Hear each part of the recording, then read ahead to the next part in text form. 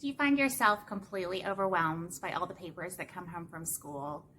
I know I do. If you're a parent, I'm sure the answer is probably yes. Today I want to share a few of the things that has worked for me and my family that will hopefully work for you.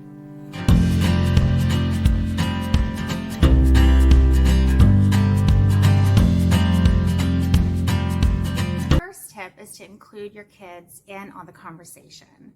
Now, when they're really little, this can be hard. Everything is precious. They want to keep everything. They bring home papers from school that are cute and sweet and they worked so hard on.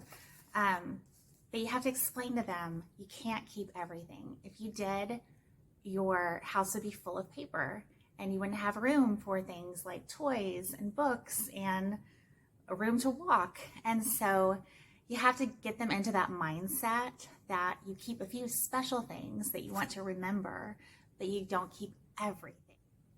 What you want to avoid is hurting their little hearts when they walk past the recycling bin or the trash and they see something that has been thrown away. You don't want to keep them in the dark.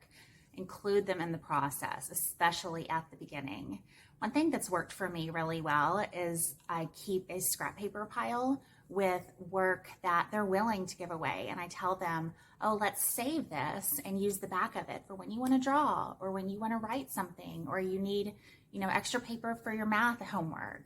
And so they can help me sort through their papers and immediately put a bunch into the scrap pile.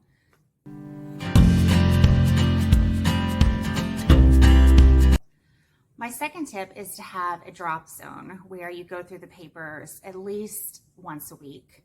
So when the kids come home, you empty their backpacks and you have your stack of papers and you immediately go through and recycle what you know you don't want to keep.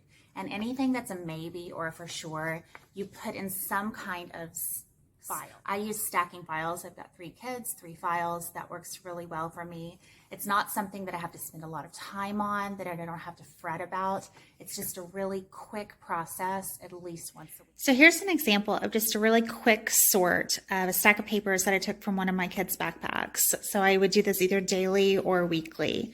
I see there's a worksheet, not super special. It's got a blank side. I'm going to keep that in my scrap paper. This doesn't have much on it. It's wrinkled. I'm going to recycle that one. Here is some writing that he did.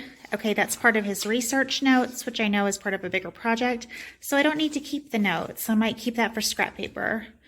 Now these look like things that he put a little bit more work or thought into. So I'll keep that to sort later. So really quickly, I kept 2 and all of this is going. It's just a really easy way to get through some of the clutter quickly. As your kids get a little bit older, the hope is that they can do this sort themselves. When they're coming home with assignments from 7th grade, they're not quite as sweet and cute to look at as they were when they were in preschool. And so you can tell your own child, hey, can you sort your papers today? Empty your backpack, go through it. And that'll take a lot of the workload off of you.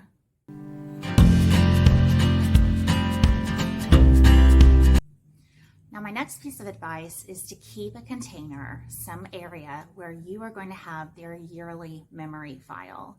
It's really important to have a designated space where if your papers get too big for the space, you need to sort through some more. I use a great container from the Container Store that I'll link below, but you could use a filing box, a drawer in a filing cabinet, a big memory box, whatever works for you.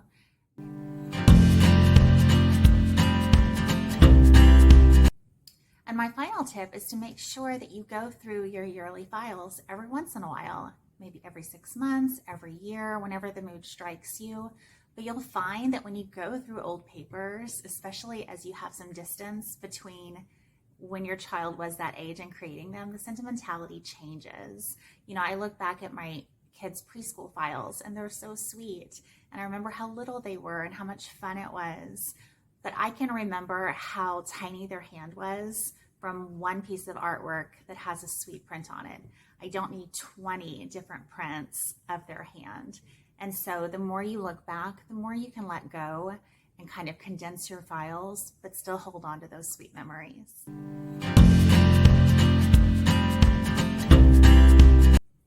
Thanks so much for joining me today. Just a quick recap of the tips. Number one, be sure you include your child in the conversation, teach them how to declutter their own papers, help them create a mindset of letting go of the things that aren't important and keeping a few special memories to hold on to.